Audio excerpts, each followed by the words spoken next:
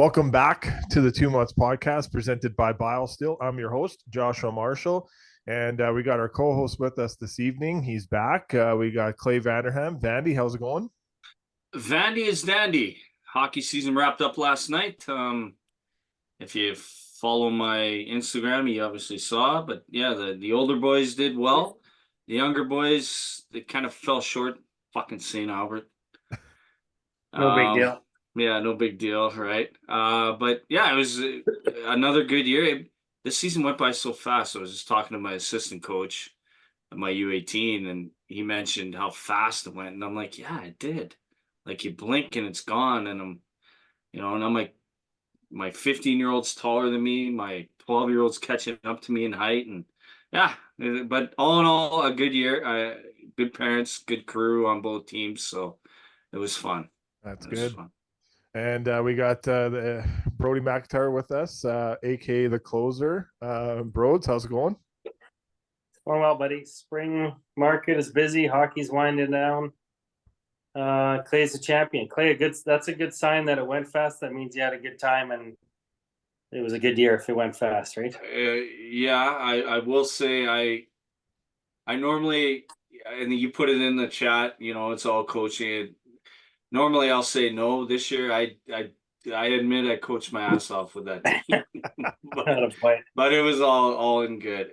Happy birthday going out to Ozzy today too. Yeah, right? 15, man. The 100-point guy. Yeah, 100 points, 15 years old. Good for him.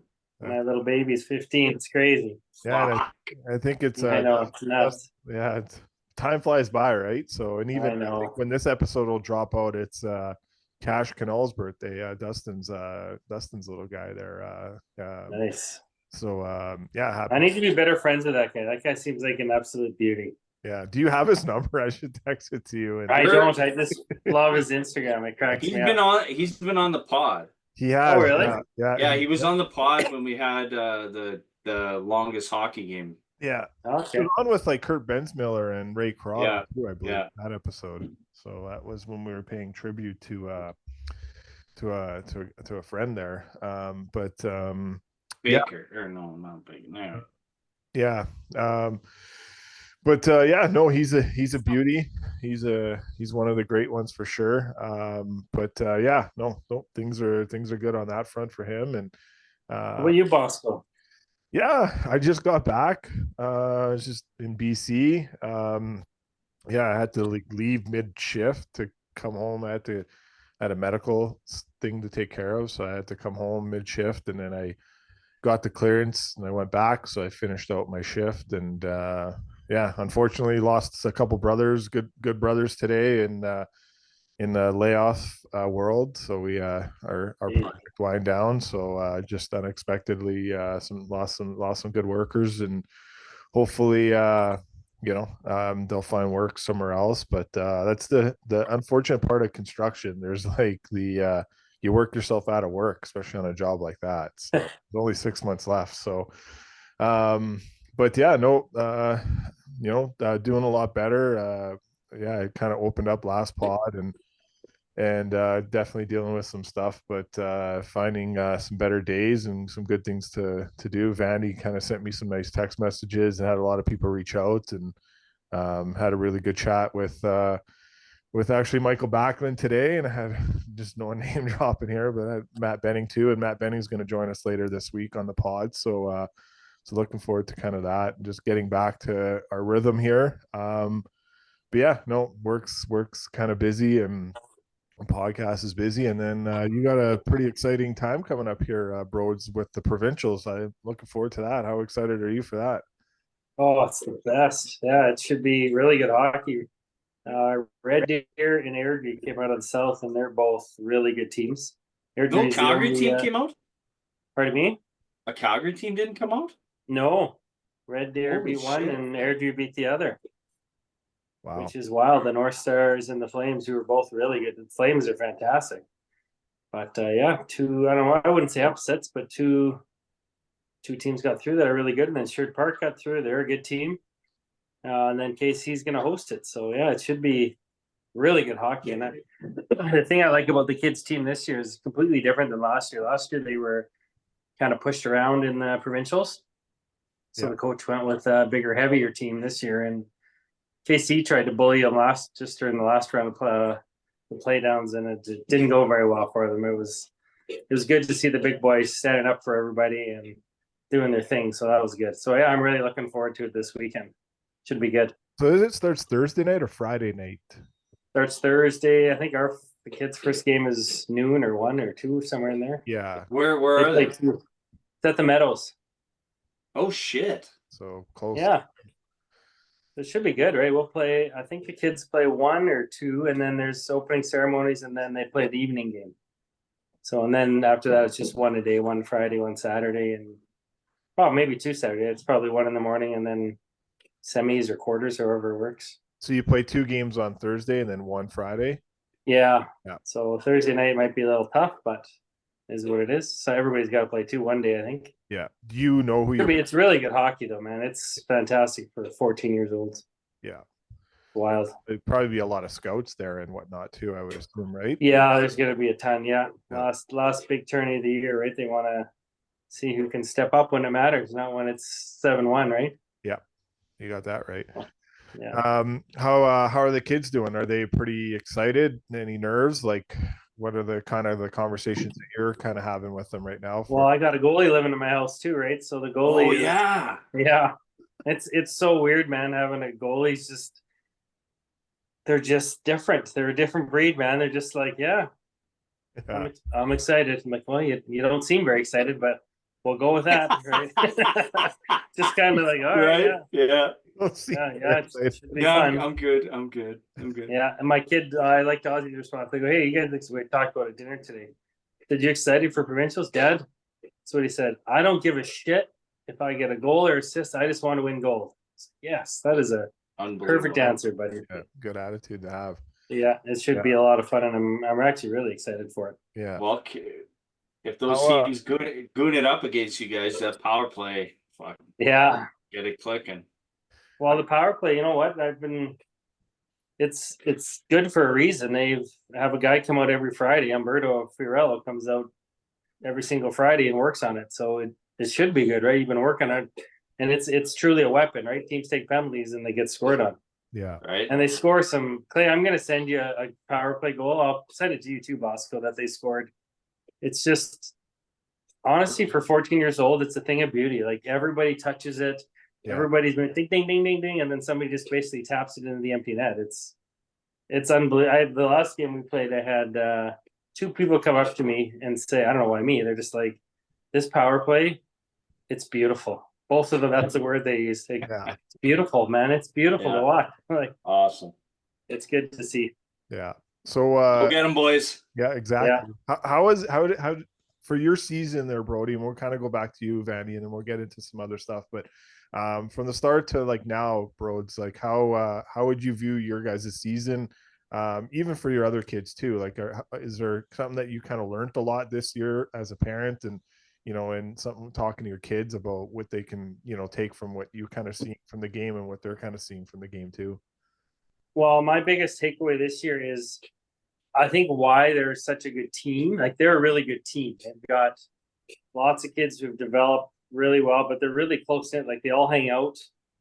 And I think a huge amount of credit goes to their coach, Jeff Giacobo. What they do is, on Mondays, after the weekend, they do yoga, they do some video, and then they do something called the sharing circle.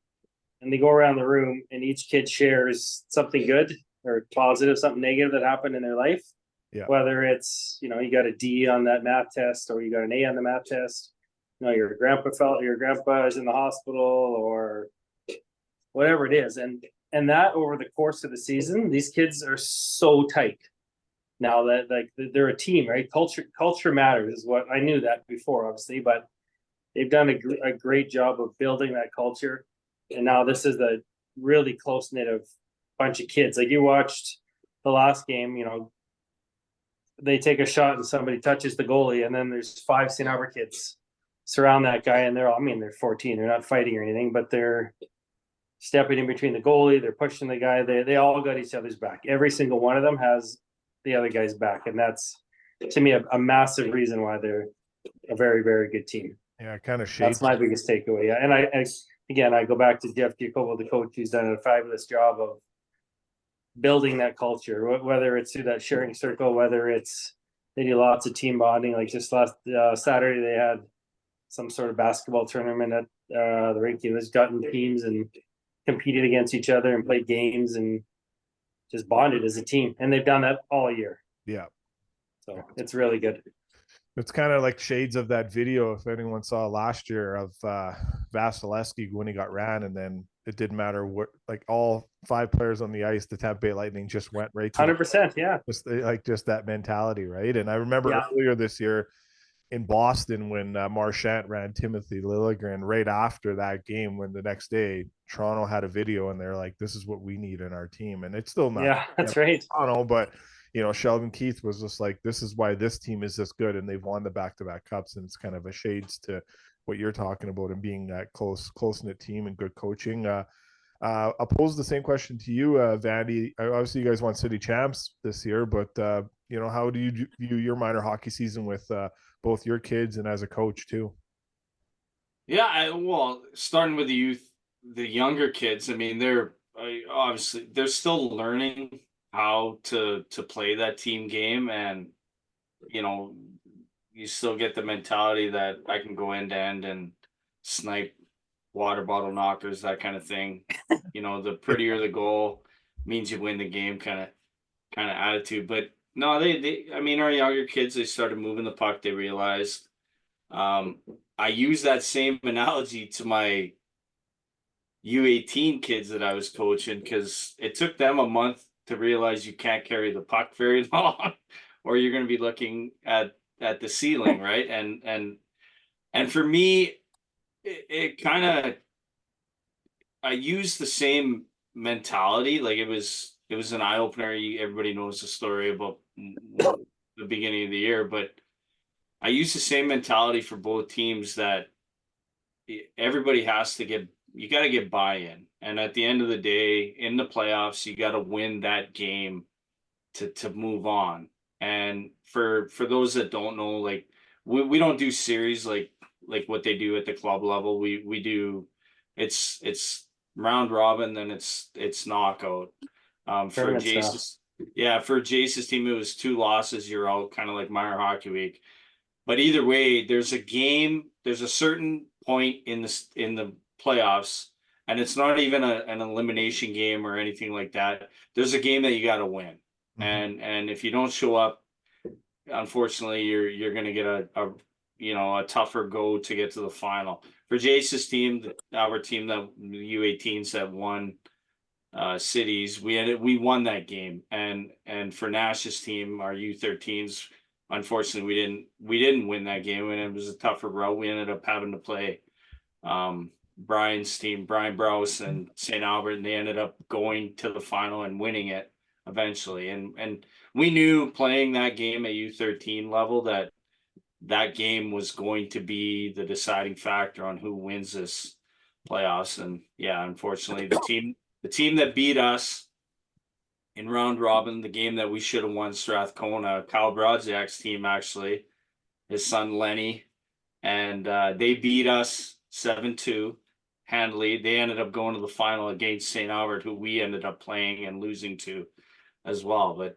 it's I mean, for the U18s, it's so different. Like, these kids are at community, they got so much going on in their lives. They got jobs, and I get it. Like, every hockey really isn't their main driving factor, if you will. Mm-hmm. They got other shit going on. They got girlfriends. They got this, that, the other thing. School is another thing. I had 3, 4, 5 kids that are graduating midgets. So that means they're graduating high school. So they're focused on school as they should be. And it's just a different mentality than what I was used to at the midget level. Midget, I mean, I coached club for 11 years. I'm thinking these kids are focused on hockey. And it took me a while quite honestly, to get used to, oh, you can't make practice because you got school. Well, why wasn't your school done? And then I'm like, no, these kids hockey isn't the be all end all for them. And I get it.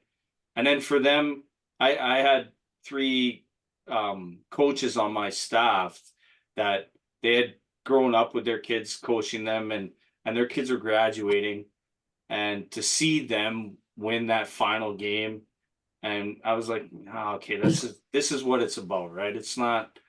It took me a while to get that mentality out. That mentality will never be gone.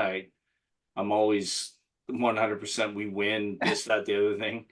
That'll never get out of my mindset. But it was so gratifying to see these guys celebrate with their sons, and yeah, it was good. It was good. It's awesome, buddy. I had a good year, and like I say, the parents on both, it's incredible. Yeah, I mean, that's what it is. That's what it's about. That's why we do it. Yeah, you got that right. It's a lot of fun. It's with me working. I credit you what you're doing, what you did with those MLAC U13 kids, because I know, I mean, anybody around, those kids went through a lot this year. Yeah, they grew, matured, this, that, the other thing. But what you did for them, Bosco, you have no idea how good you made them feel, and how much you touched them mentally to make them feel good, because they had a tough go this year, and it is what it is. Yeah, what you did for them, good for you. Thanks, man. It was nice to Anzi Kopitar and Trevor Lewis to come up and meet them and take a picture with them. Daryl Evans too, obviously former NHLer, who's on the Kings broadcast. I think we pretty much hit most of the MLAC teams this year. Got that morning skate experience. Ron McLean, friend of the podcast, earlier in the year. Brody was on the great end of hearing a nice comment from Ron McLean on Oilers Now. I know Brody usually doesn't like me talking about these things, but just goes inside of what Ron talks about, and a great person. And obviously I'm kind of giving us a little bit of a plug on Hockey Night Canada, and just these players, like I was at a morning skate for that Battle of Alberta with my high school teacher, who's like a father to me.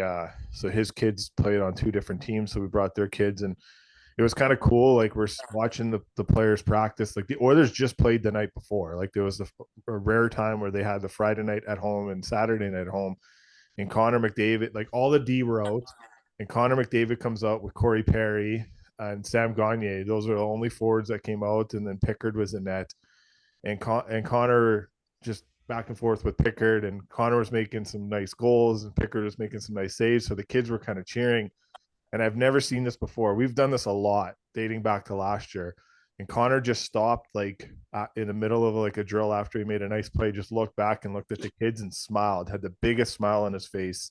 That's it. That's all you got to do. That's it. Yeah. But as a star, right? We've talked about this. That's all you got to do. And it was funny. You were at one of them last year, Vandy, and he stopped and he smiled. He looked at Corey Perry, and he said something, and then all of a sudden, like a half an hour later, like this one of the guys in the tracksuit from the Oilers is like, yeah, Connor and Leon want to meet these kids. So they went downstairs and got to meet them before the game. And then unbelievable. Backlund was already set to come out, and he spent 15 minutes with both teams, and just, great captains, and, so just kind of great people too. And, kids will remember that for the rest of their lives. 100%. 1,000,000%. Yeah. So whether that's the best player they meet, or obviously it's Connor and Leon, right? So it's 2 of the best players in the game right now. And even every kid was engaged to see Michael Backlund. It was so nice. And even Craig Conroy took some time and took some pictures, signed some autographs, and just great people. And I feel bad for the players, because the visiting team has to come from the hotel across Ford Hall, and the autograph seekers are just all over them. So it was crazy. So it was funny because, well, maybe the Mutts got to hire security. Well, the Flames have their own security guys. So he actually, because the hotel and the arena is attached, so they have a bus that just goes around the corner, yeah, right, and picks them up. So Kadri and Huberto and Uyghur and a couple other guys, they got a text message being like, yeah, like the Seekers are out pretty bad. So they got on the bus, and then they just found a different way to get back to the hotel. But yeah, I feel bad. Like the kids, they were fine signing anything for the kids and taking pictures with the kids in the Ford Hall hallway. But yeah, it was it was just interesting. And then when we had, you know, the U13 team there, you know, Canal's team and whatnot, the Pursuit of Motion team, like Drew Doughty just taking the time, taking the pictures, you know, Kempe, all those guys. So I don't know, it's pretty cool to do those things. I know I'm close to here with MLAC and stuff like that, and they have their banquet night on April 3rd, but it's been a tough year for that organization. I'm not gonna lie. Like, you know, some teams, you know, got beat up pretty good, and I just think things like that kind of help out, you know, for throughout the year. If that's that one moment that they can look back on and have a good moment at, that's, you want it to be the best. So it's kind of why we do it in a way too. And they're good sports, and it's tough. So hopefully things get better in that program. It's been around for a very long time, if not the longest club hockey, let alone in Edmonton, I think, in Canada. But great jerseys. Yes, great jerseys. Great jerseys for sure. So so that's our minor hockey talk. I don't know if you guys want to add anything in before move on to some NHL stuff, but Ruppers team won silver. There, yes, yeah. Those they did really well too. Yeah, Zach, well, he posted that Datsun goal. That was nuts. That kid, is it Faulkner? Max Faulkner? Max Faulkner. Like, come on, man. These kids are 12 years old. I know. Pulling shit like that. Come on. And they probably all can do that. Yeah. It's crazy. Yeah, that's the fucked up part. Yeah.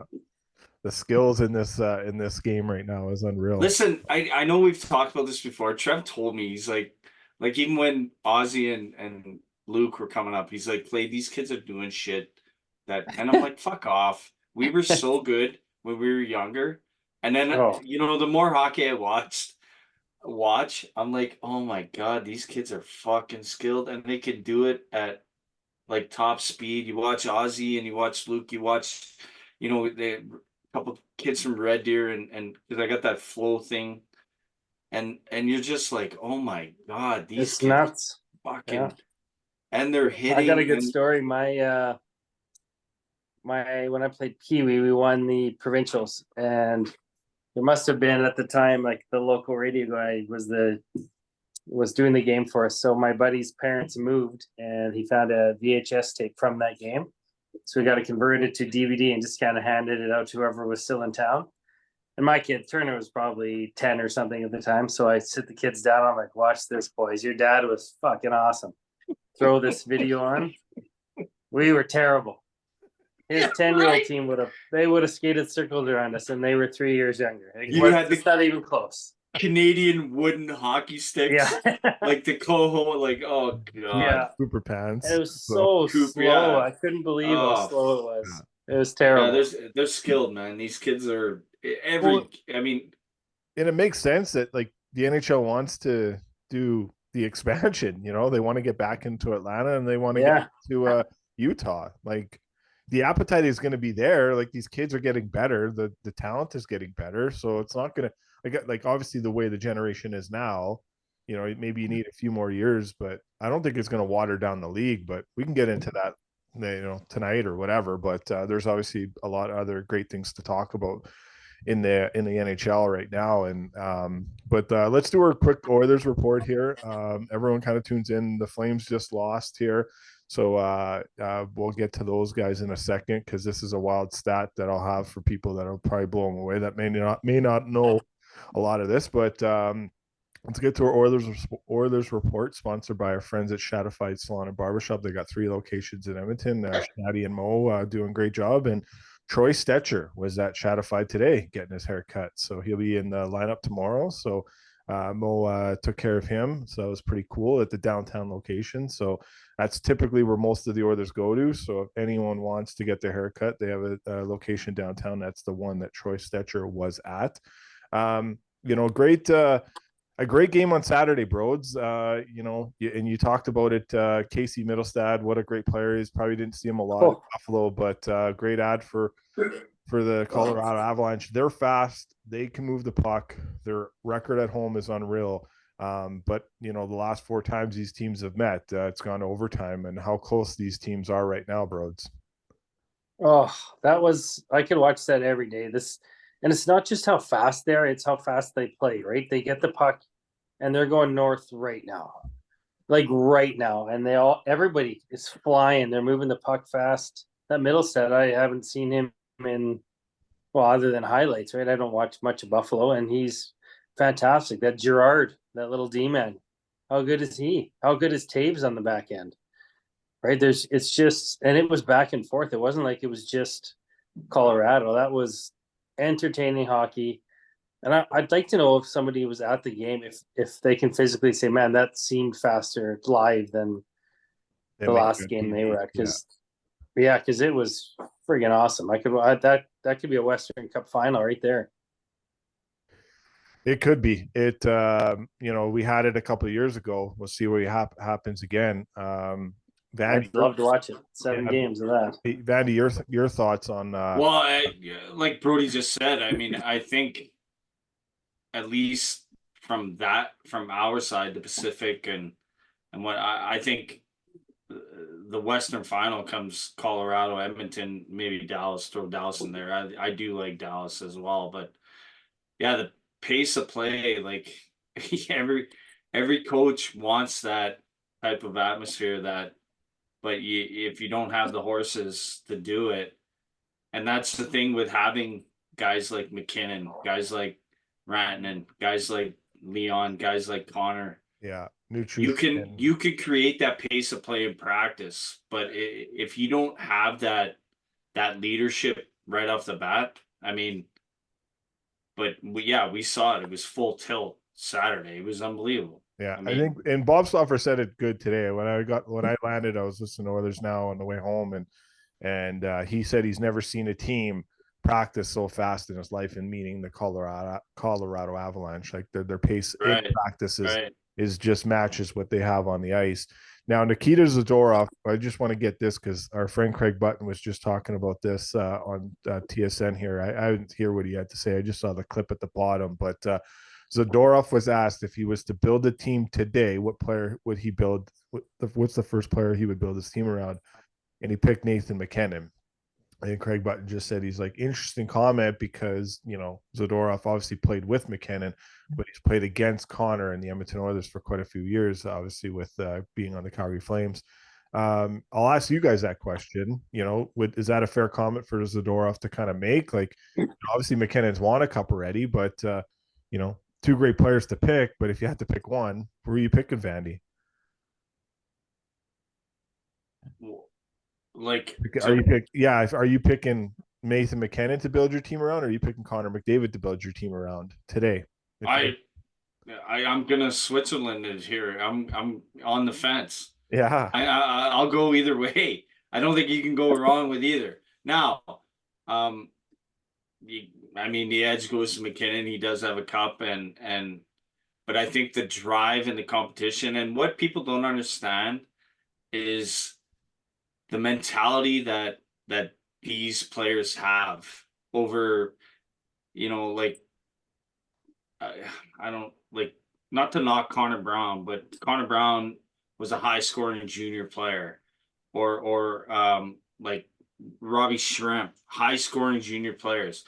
What separates these guys, and everybody said this, is McKinnon, the drive to win. And Connor's got that too, obviously hasn't done it, but that fucking mentality, that drive, that like, I am the best. I know I'm the best, because they'll never, maybe not tell you, but that drive to win and that drive to compete and to, like, the 3 of us can't explain it. Obviously, we're not at that level. Yeah, but they have that. They're built differently. We say goalies are built differently. They're built differently. They have that. Sidney Crosby, Wayne Gretzky.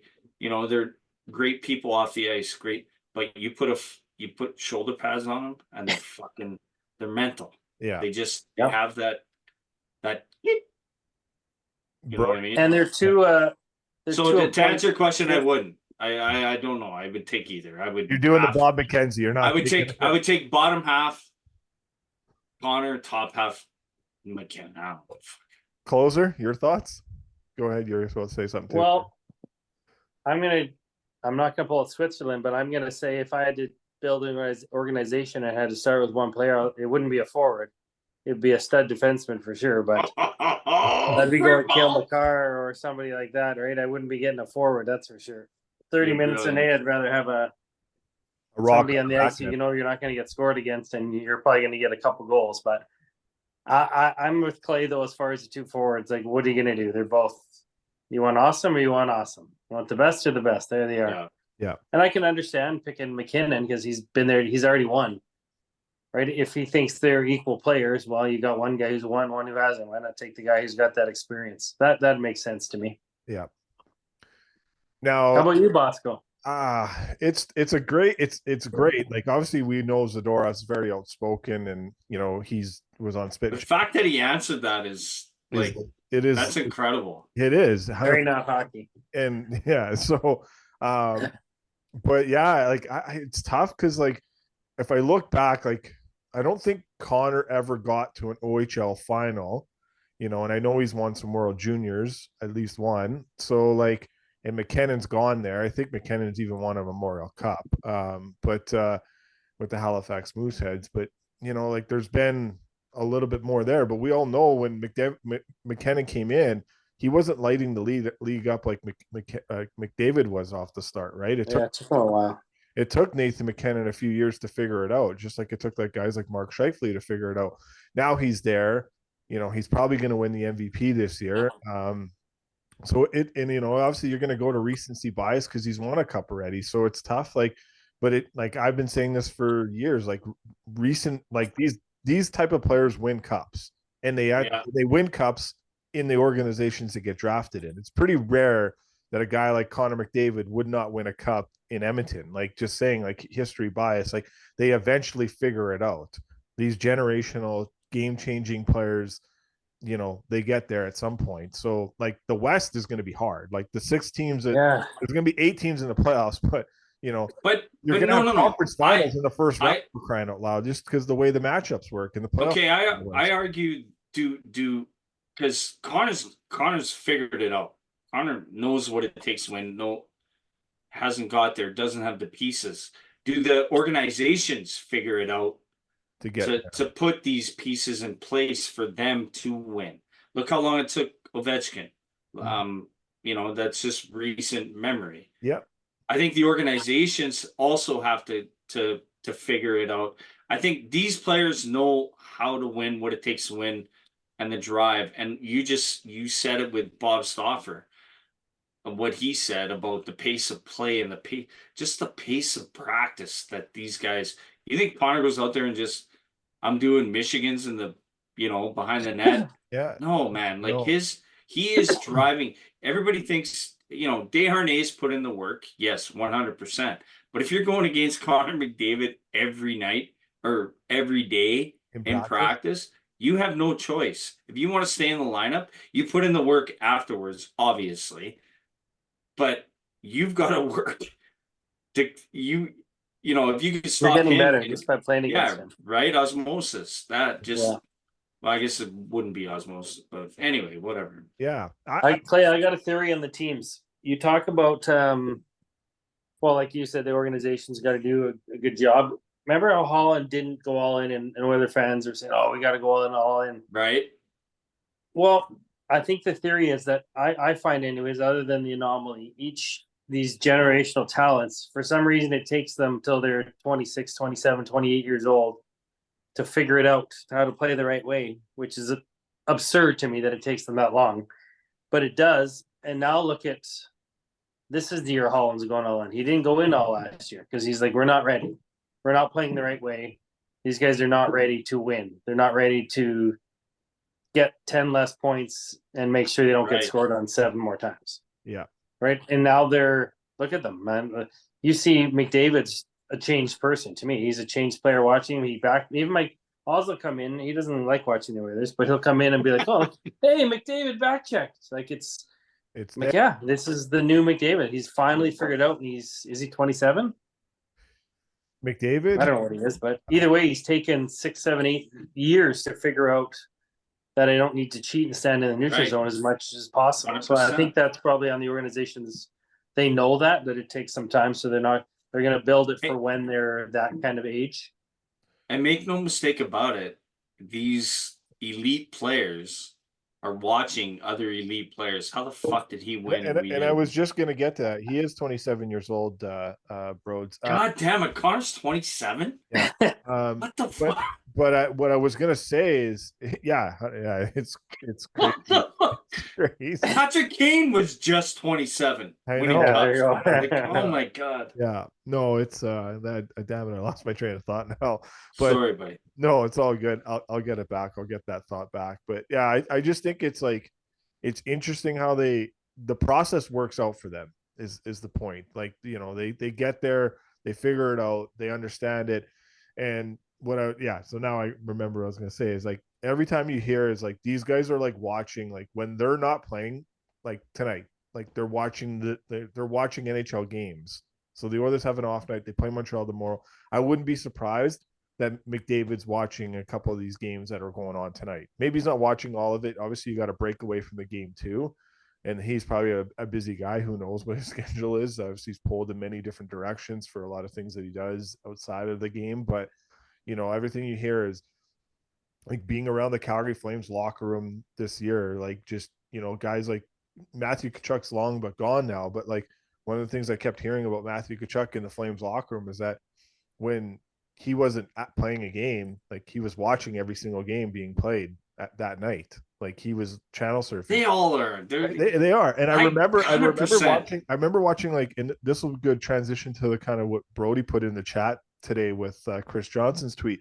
But I remember like watching a behind the scenes story on the Winnipeg Jets.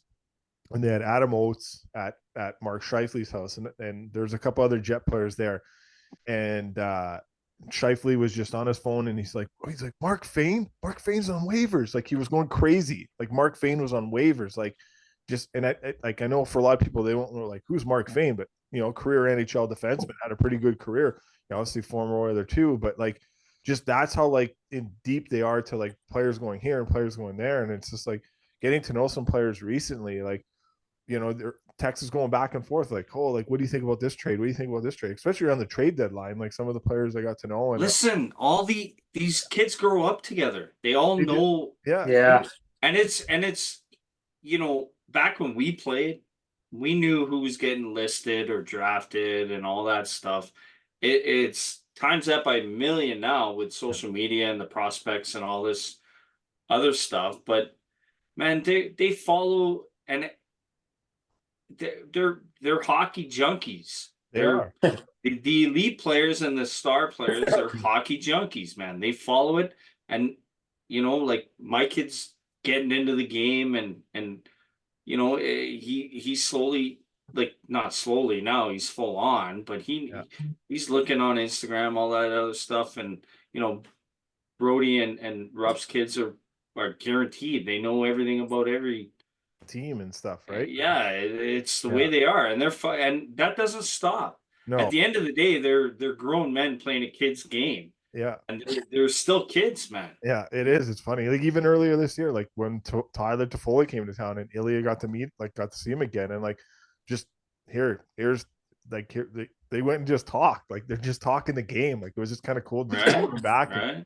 watch that, right? And you know, all this stuff with the game and the players at that level, you know, and then like talking to Toff like the other night, I think it was the other night, just how great it is in that Winnipeg locker room too. And we're like, we can't count that team out. Like they got a great player in him, and they're doing good too. And they've already the West is going to be tough to get out of. Which means the East is probably going to win the Stanley Cup, but the West is just stacked, man. Yeah, 100%. How about Dallas?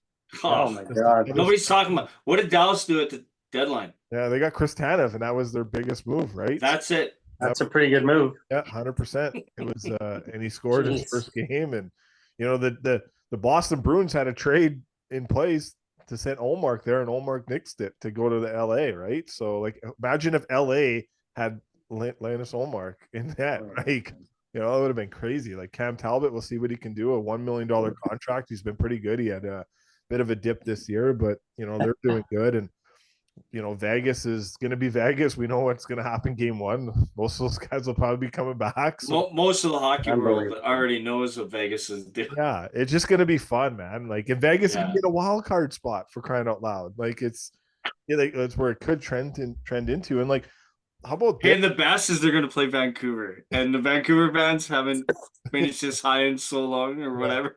And they're going to get ousted in 4 games. How about this? The Washington Capitals are a minus 27 goal differential. They're in the playoffs tonight after their win against the Calgary Flames. They're in the second wild card spot. So, unreal, just unreal. So it's Nick Backstrom ever coming back, or is he done? I think he's done. I think he's done. Yeah, and congratulations. Yeah. It's great. God, he was good. Yeah, he was good too. He had that hip injury that kind of came back from, but it's been brought up. But Mitch Love, assistant coach with the Caps, really appreciate him taking time to get his Spencer Carberry came out and met those kids at the practice the other day last Wednesday. That was pretty nice, and the other assistant coaches spent some time with him too. So another good friend of the pod, and you know, just another testimony of like how great hockey players and people in hockey are, and how they just want to give back to the game and put smiles on the kids' faces, right? So but yeah, bro, did you put something in the chat earlier there in the Mutts chat? Your kind of thoughts on this, what the Amazon series is going to do? Obviously, Toronto did this a couple of years ago. It was kind of a good success. It didn't end well for Toronto, obviously, in the playoffs again. But you know, there's going to be about 10 to 12 star players that we're going to get to see Amazon follow around. Bro, your kind of thoughts on this, and what kind of players you want to see there? What players would you be entertained to be watching and behind the scenes? Well, number one, I'm cautiously optimistic, if you will, Bosco. I'm worried that it's going to be boring, typical hockey. You know, they're not going to do anything that ruffles any feathers. Just like all their interviews are the same. I'm worried that that's the case. I think they need to get like the Marchands of the world, the Kachucks. A couple crazy Russians that are doing hilarious stuff. You know, a young rookie maybe who's kind of outgoing, that type of guy. Mm-hmm. I hope that's what they do. I hope it's not the McDavids who are not going to say anything. McKinnon's not going to say anything. Those type of guys, right? I hope it's, no offense to them. I'm sure they're nice people, but I hope it's people with personality that can actually be good for TV and help actually promote the game and show the personality of the players other than what we see on TV, which is pretty boring stuff, right? We don't see very many personalities in hockey. So I do hope that that's the case. Yeah. I hope that's the case. One time. Yes. I'm actually excited for it though. I'll watch it for sure. Yeah, I'll watch it. I'll give it a watch for sure. Vandy, your thoughts? Are you excited for this? Yeah, so all I read was that they were talking stars of the NHL. Now, what do they mean by that? I think you guys already touched on that, but yeah, like, I mean, you could, let's say they started it this year and they had the 12 guys. Why couldn't you pull 180 and go, okay, we got to go to New York and do Rempe and follow him while because like I think I put it in the chat. Maybe I didn't. I was in Florida when Rempe played the game, the outdoor game. Yeah. And I was sitting with guys from New York, and I'm talking like thick New York accents. We were drinking, having a good time, and these guys are like, "Who the fuck is this Rempe guy?" And then I think he fought that game. Yeah, he fought Matt Martin. You know what's crazy is like a nice little story to that is that was his first NHL game, and it was 6 years to the date where he lost his father when he was young. No shit. Yeah. So the 6 years to the date, he got to play his first NHL game after losing his father. That was 15 years old. That was a Sunday. Yeah, it was a Sunday. It was the Stadium Series in MetLife. The very next day, so I was there for the Daytona 500 is where I was. Unbelievable, by the way. But anyway, and the next day I see these guys. They stayed because the race got canceled and blah blah blah. And I talked to them, and they were telling me like that Rempe one game, and he's fucking like he's already got. Folklore. Well, he's gonna have Yeah, to pay for dinners in New York. he's like, this man. guy's fucking loved. And Yeah. they're like thick, long Island accent. It was nice, Matt Martin, because Matt Martin knew the story of him Correct, being, correct. right? And Matt Martin said to him, "I'll give you one here if you want one," and he took it, right? And So anyway, Did he if know they- the story before the fight? Like the whole story? just that he asked for the fight is all I know. But do you have? Oh anything yeah, else so on he it? didn't know the whole story. Yeah. But here, case in point, you could go back and you could do a 180 off these and do spin-offs and kind of don't focus necessarily on the 12 stars that you want to do. And you could kind of, if they do that, like, because there's segments during the year and there's stories like Rempe every year where you can, okay, spin off it. And let's maybe go Jack guy working at a Costco. right, Wi-Fi, that kind of thing, right? Where you can, there's stories that come out like that all the time. If they do that, unbelievable. Yeah. If they follow the same 12 guys, yeah, it's still gonna be, I'm gonna watch it. Every hockey fan's gonna watch it, but eventually it'll get mundane and yeah, if they can spin off it for just a week, or a couple weeks and just follow that path and then go, brilliant. I mean, I like that. That's a good idea. What other league is doing it? Well, well, the just NFL, golf. the NFL does their hard knocks. Golf, right? yeah, golf is one. Yeah. But Did yeah, you guys see real quick? Did you see the backstory to Keegan Bradley? no. Oh God, it's so brutal. So Zach Johnson's calling guys for the Ryder Cup to get in, and he's right in the mix. Like he's right there. And so he gets. I heard this from the Netflix guy on Twitter.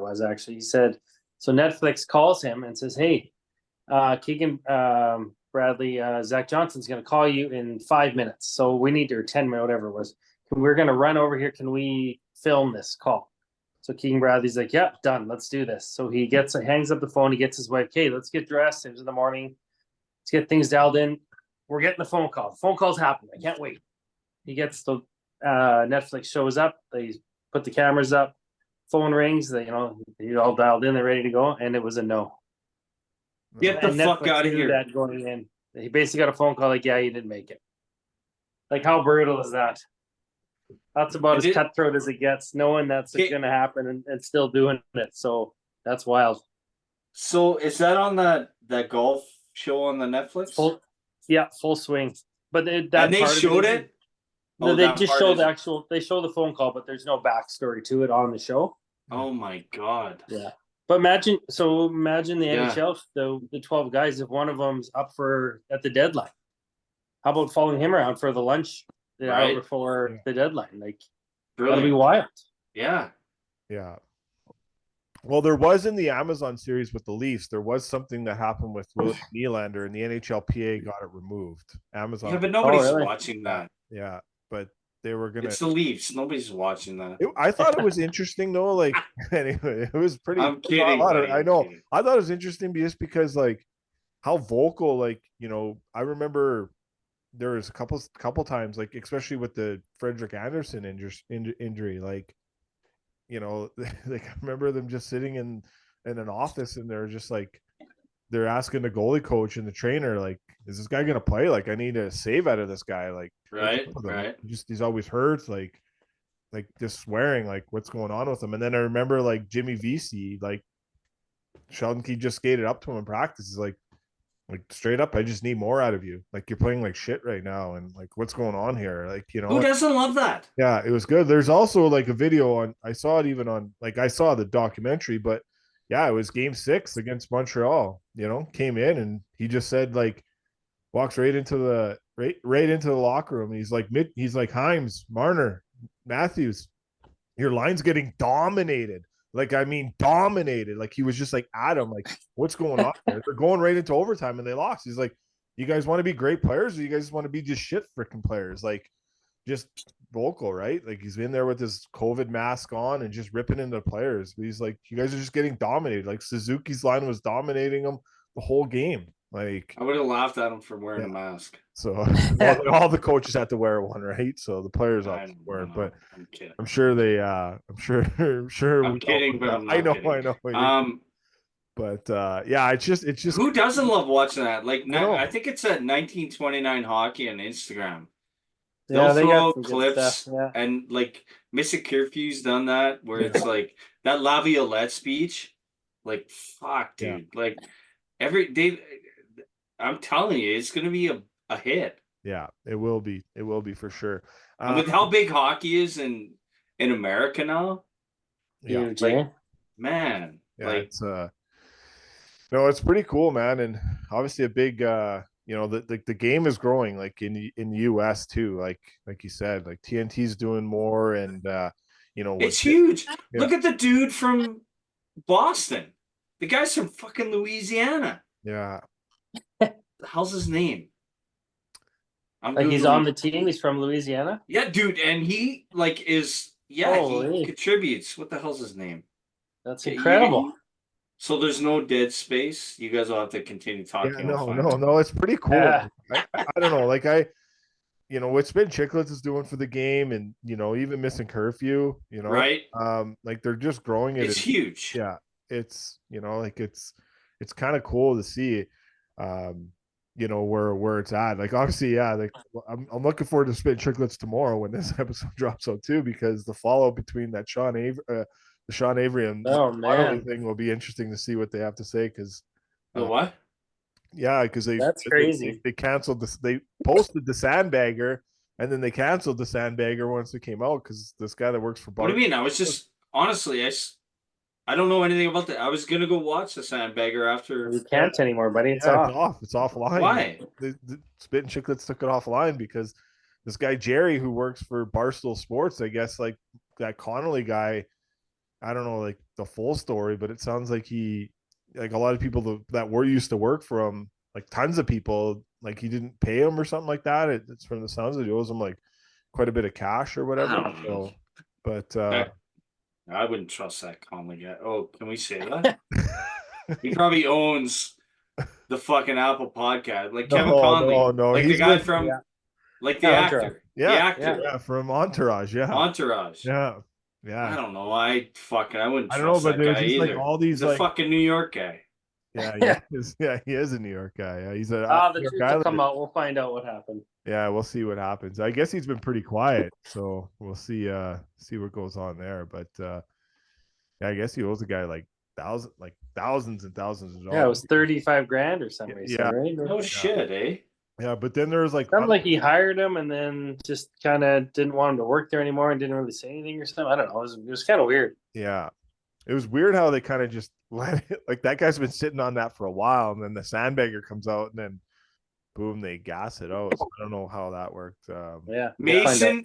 Mason Lowry from Boston. Mason Lowry. Yeah, he's from Baton Rouge, Louisiana. Louisiana. So we're talking about how, you know, hockey's growing in this. He's fucking from Louisiana. Now, he may have been born there, but he played Green Bay Gamblers US, went to Ohio Crazy. State.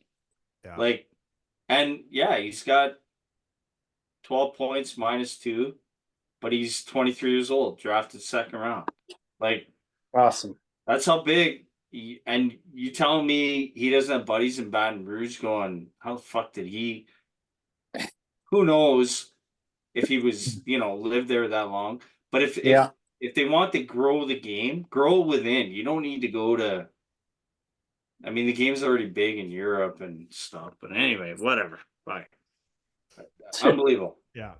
No, it's going to be fun. So obviously some things at the GM's meetings going on. Obviously that in Florida. So they have meeting with George Peros. The GMs just want a little bit more consistency out of the NHL player, the NHL Department of Player Safety, kind of inconsistencies in suspensions. So George Peros has that.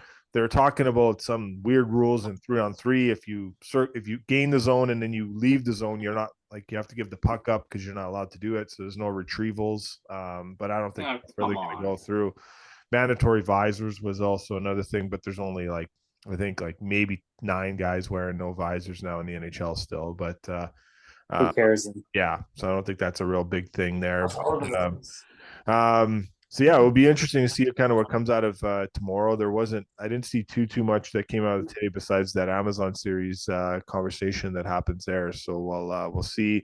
And then yeah, obviously this is the time where some of the trades that tried to go through during the deadline but didn't, and obviously one of them was Cody Ceci in a first round pick to the Philadelphia Flyers for Sean Walker, but obviously we've seen Sean Walker go to the Colorado Avalanche and obviously scored 2 goals on Saturday. But that was a deal that didn't go through. Obviously with the So LA. what did Colorado get or would give up for Walker? From what I know for that trade in the Philadelphia trade that they did, Yeah.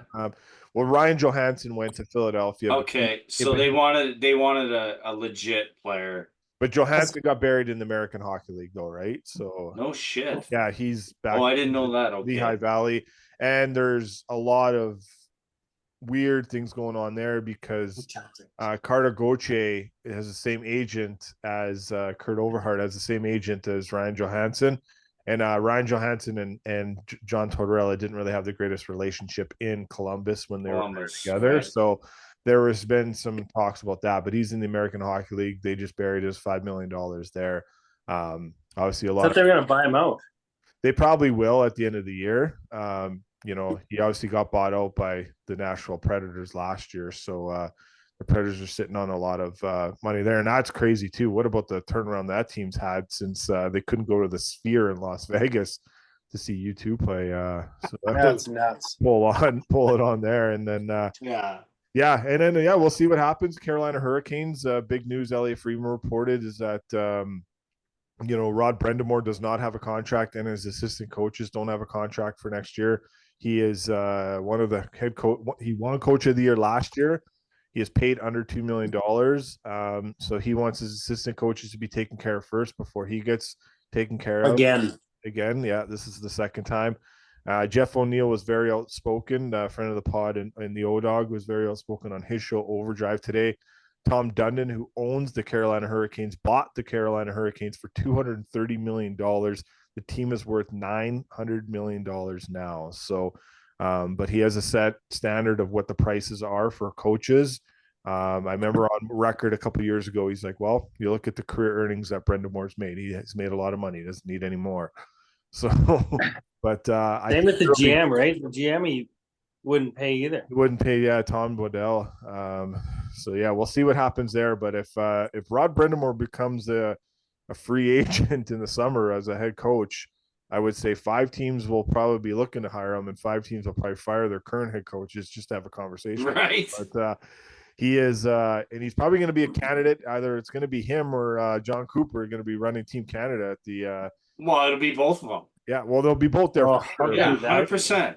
Who's a head coach? We'll see, but that's a good thing to have. We'll see what happens there. And obviously, Jordan Binnington is keeping the St. Louis Blues in the fight here. Oh my God! So we'll see what happens there. He could be the starting goaltender for Team Canada at the Four Nations Cup and the Olympics. So, and then Doug Armstrong was named general manager of Team Canada, and then he'll pick his brass that kind of help him out with that too. So a lot happening there, but I guess the biggest thing we'll go back to the Rod Brendamore, stuff. We obviously know how great of a player he was and the pedigree he has, but what he's done as a coach, Vandy, kind of go to you. You got that coaching background too, and what you appreciate of him as a head coach. Well, I mean, the fact that you're going to cap what you're going to pay a guy that's essentially made your franchise. Did he not win a Stanley Cup in 2006? Yeah, against the Edmonton Oilers. Right. And now he's coaching, and you're gonna, I don't know. I mean, but it's at the end of the day, it's a corporate world, and here we are. He's gonna dictate. The owner is gonna dictate what happens, and I'm sure somebody's gonna go to him higher than Brendamore and talk sense and go, look, you got to pay him or he's gone. And then now what you got? You got Aho, you got all these guys on that team, Burns. But no, I mean, I think, did I hear that correctly? He wants his assistant coaches paid? second time, Yeah. like Brody said Yeah, too. unbelievable. This Unbelievable. happened last time, right? So Unbelievable. and Just video pay him. coaches like everyone, like it's the Yeah, whole pay him. deal. Yeah, Brendan Moore knows that. Whatever, he's made $40 million throughout his career, whatever it was. Yeah, okay. I'd be the same. I'll be honest. I'd be the same way, because without those guys, you're nothing. yes, Brendan Moore isn't. Brendan Moore is not. Brendan Moore, and yeah, he's the face and the workout, all that stuff. He's nothing without those, and he knows that. So, I mean, he could go to Edmonton, go to whoever, LA, like you said, 5 teams. yeah, But without the crew that he's got there, that he, I assume, has brought in or built a relationship with, without them, he's not Rod the Bod. Rod the Bod, or like they all talk about. Nah, Yeah. good for him. Pay him. Just pay the people. Like, Pay the man his money. Exactly. Yeah, Good movie. Yeah. Your thoughts on that closer, on him and coach and what that situation? I think it speaks to the character of him as a human. right. But at the end of the day, he's the owner. It's his money. He doesn't want to pay. He doesn't want to pay. Yeah. And I have a crazy theory. I don't know whether you guys want to believe it. Clay might jump through the screen right now and punch me in the face. I think at the NHL level, not at Edmonton level, any of this, NHL level, every coach in the NHL is excellent. If they replace them and the players are still good, they're still going to be a really good team. I don't think he's going to make or break them being an awesome team or a shitty team. I think you and me, Clay, if we took over the Edmonton Oilers, they're still going to be a good team. If that being said, if you replace an NHL, one of the 32 NHL coaches in one team and put them on another team, the team is what it is. I don't think the coaches. I think they're all awesome, so I don't think it's going to make that much of a difference. I don't disagree with you, but I think and we've all heard it, where I think at the NHL level, it's about it isn't probably it's about controlling egos. Mm-hmm. And I think that's where a lot of guys, like the hard asses, without getting into it completely, or maybe we can, but I mean, you still have to hold these guys accountable. They don't get held accountable. I know. They don't, Clay. I know. McDavid's been cheating for 8 years of his life, and he's on every other shift. Then why all of a sudden? Yeah. All right. Yeah, I don't know. Yeah. It's a good topic. It's a good, because a lot of people were even saying, if the Capitals get in, does Spencer Carberry become a candidate for Coach of the Year? He's the youngest coach in the NHL at 41 years old. So does he? No, Tocchet, dude. Tocchet's got it. It's you think he goes what he's done in Vancouver. Yeah, and just changed the mindset. I think coaches can change the. I don't know how to word it. God, I wish I was a wordsmith. But like how you can change the mentality and the thought process of a team. Mm-hmm. I think a coach can come in there and immediately that can happen right away. So, Clay. Yes. I agree. I think Tocchet's an excellent coach. I'm not saying he's not. But did he do that? Or did the coach change over half of their decor? Did the coach add a couple pieces and all of a sudden their team looks completely different and that's why they're good? But did Tocchet do that? Tocchet didn't. The GM brought in 3 new defensemen. Or 4. I can't remember the number, but you're telling me that's why? I'm not. I'm asking the question. No, did Tocchet turn this team around? Is a whole new defensive core the reason why they're good? You got Adam Foote and Sergei Gonchar, 2 great NHL defensemen, 100% on that bench with him too, right? So, but yeah, who brought Foote and Gonchar in? That was Rick Tocchet. So Rick Tocchet. yeah, Well, no, obviously it goes back did. to like Sergei Gonchar goes back to the days of Patrick Valvine and Jim Rutherford, where the Penguins won those back-to-back cups. You know, and Tocchet. So Rutherford brought those guys in. Well, he brought them all in because they were all a package. Correct. Deal, Okay. right? So I would. And Alvin redid their D. Yeah. No, I would say a coach. I would disagree. A coach can come in and he can change the mindset of a team. If So what happened here in Edmonton with the bad start, the 3-9-1 with Jay Woodcroft, and then you got, you know, Paul Coffey and Chris Knobloch behind the bench. well, it was still the same decor they had. What's that? Same team. Yeah, same team. But did coaching change that? Obviously you would say it is, like they're the best since Knobloch's been the head coach. The Oilers have the best record in the National Hockey League. So and have been a complete heater for all of it. Yeah, like dominating. Like if anything, their power play hasn't hit on at all cylinders. I love William Nylander's comments today, and that's a different team, but like the Leafs power play was number one for a while there, and then it's just gone to the shits. He's like, yeah, we were great for a long time, and we're just the shits now, and that's what it is. Like that's what it is. Scotty Bowman says, yeah, the best coach is the one with the best players. Yeah. But anyways, I know we're kind of rambling on. Go ahead, Vandy. So, okay, Dave Manson telling you got a back check or Paul Coffey? Yeah. That's fair. You know what I mean? Look at Vinny. Or look at, I mean, we can go, Vinny. I witnessed when we talked earlier about guys working after practice and when we went to that last year with the kids. Yeah, with Matt. And Vinny Desharnais was legit. While we were talking to Derek Ryan and Matt Benning, Vinny Desharnais was out on the ice working on strides and blue line moves and this, that, the other thing.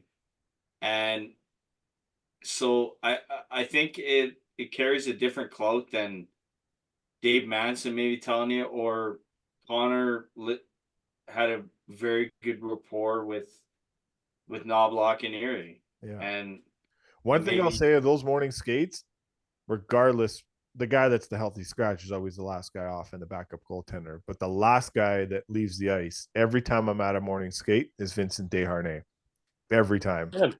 Besides, like, that's the healthy scratch that's getting worked by the assistant coaches and all that. But 100%. The last player that's going to play that night is always Vincent Desharnais. And I remember because we had the tracks team at Chris Knobloch's first practice against the Islanders. And after the practice, the morning skate was done, Desharnais and Knobloch had a probably 12-minute to 13-minute conversation that I timed at center ice after everything was done. You know, and you've seen his puck skills. They've tremendously gotten better from his last playoff game to where he is now. And, you know, that obviously surprised putting in some work in the summertime, but definitely putting in the work with Paul Coffey, you know, Brad Stewart on the back end too. You know, he's a legit defenseman now. Like before last year, we were saying he's kind of an up and down, you know, number 7-8 guy. He's just kind of here. And he's going to be out of the lineup a little bit here. He banged up his hand. So I guess to answer your question that originally, I think a coach at this level can still motivate guys to compete and to get the job done. And I think at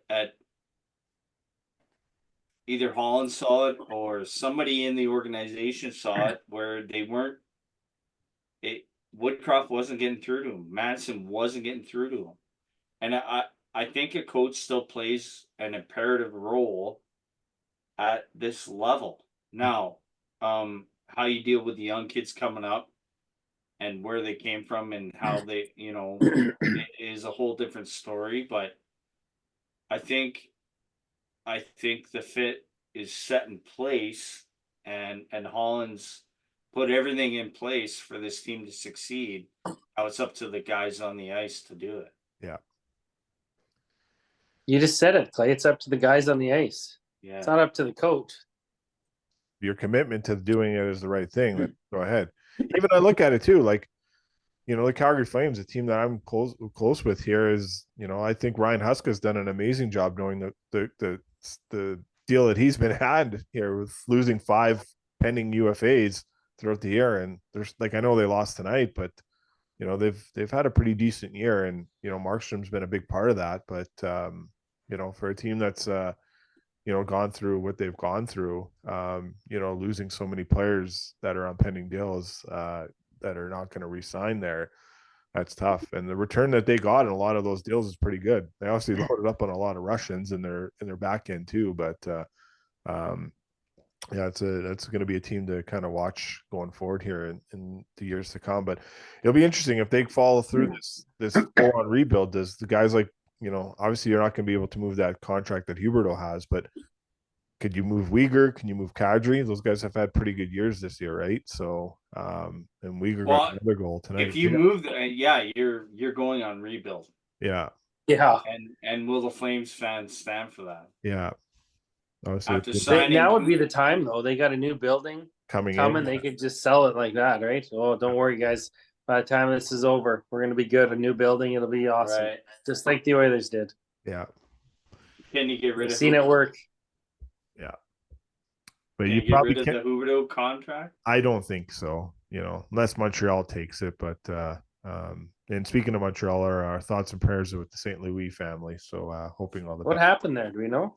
Something with his son. So as far as I know, I'll kind of leave it at that. I think something's going on with his little guy. But yeah, all the best to their family, and the hockey community's obviously thinking about them and hoping we see everything go well and everyone gets back to where they got to get back to, and then we see him behind a bench again. But definitely thoughts and prayers out to him. You guys want to add anything before we sign out? I know we got an hour here, but I have a question. Guys on Twitter, Slater, remember Slater Cuckoo or Koku, whatever his name was? Yeah. There was an article on The Athletic, which I don't subscribe to. Anybody have any clue what happened to him and what this article was about? Yeah. Basically saying his life was awesome up now. Yeah. I kind of got a story there, but parts of the story I don't think I want to share on the pod, but definitely, from what I know, something with an eating disorder, as far as I know, is kind of depression, and he wouldn't be able to kind of hold down a meal throughout a day, from what I understand. Jeez, man. But yeah, that's kind of what he was going through in his NHL career. Yeah. So yeah, his I love home building. I'm big into home building, and I think him and his wife started a pretty good home building company in Ottawa. I think that's where he resides out of now. So I kind of follow them on LinkedIn. So they post a lot of good stuff in terms of building new houses in that area. But yeah. Yeah, The Athletic's a good subscribe. I like it. I like reading. I'm learning more how to read now. So, but yeah, it's good. It's a good read, especially on my breaks and whatnot. Kind of just get into some good articles there, and get to meet some of these guys in the press box too that dedicate a lot of time into these articles. It's kind of cool. Yeah, behind the scenes works on that. Once the game's done, the press conferences is done, these guys are in the media room banging out an article as quick as they possibly can. So I remember the other day in the Flames media room, we were talking, and me and a couple of the TSN guys and Sportsnet guys in the media, the guys that are writing their articles, like, get the fuck out of the room, like, trying to write an article here, just go and talk in the hall. So, but yeah, fair enough. Vandy, you want to add anything before we sign out? Nope. No. Good luck. Yeah, come watch hockey, anybody. Yeah. Meadows, Thursday to Sunday. Yes, I'll be there, so I'm looking forward to it. So nice. I will be there. So, but come by, say hi to us if we're walking around or whatever. I don't know, ask us some questions if you want. But everyone enjoy. Look forward to an interview with Matt Benning that will come out on Friday. So that would be kind of our next one. I think we might have one with Craig Button, just kind of working on that, and Mike Fuda. But definitely look forward to our interview with Benny. Just came off 2 surgeries there, and so he's trying to work his way back into things. He won't play this year, but hopefully he gets a clean bill of health and he can get back on the ice next year. But all the best to everyone for tuning in. Stay tuned and give us a follow, give us a like, subscribe, review us, all that great stuff. Really appreciate the support that we have from all you guys. So take care and have a good one.